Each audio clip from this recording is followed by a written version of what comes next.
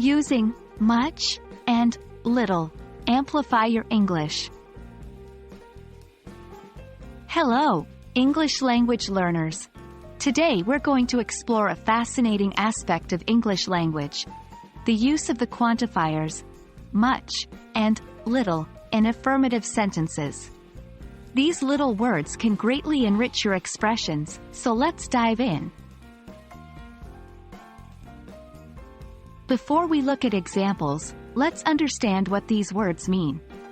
Much is used when we talk about non-countable or uncountable things that we can't count in numbers, like milk or time.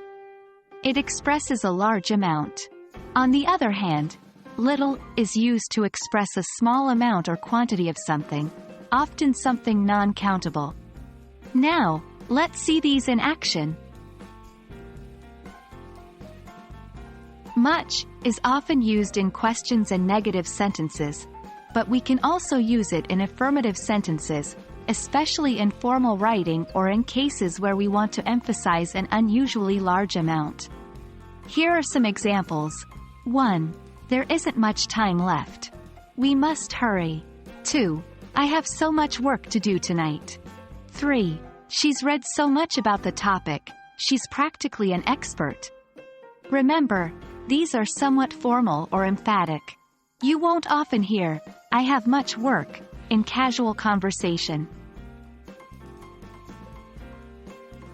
Little is more common in affirmative sentences, and it usually suggests that the quantity is less than expected or desired. Let's look at a few examples. 1. There's little hope of finding the lost keys now. 2. We have little time left for the test preparation. 3. He showed little interest in the proposal. These sentences emphasize that there isn't as much of something as you might want or expect. It's a subtle but powerful way to express yourself in English.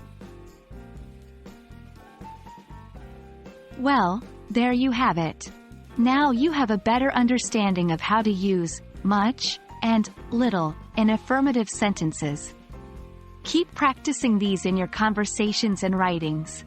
Remember, practice is the key to mastering any language. Happy learning, and we'll see you in the next video.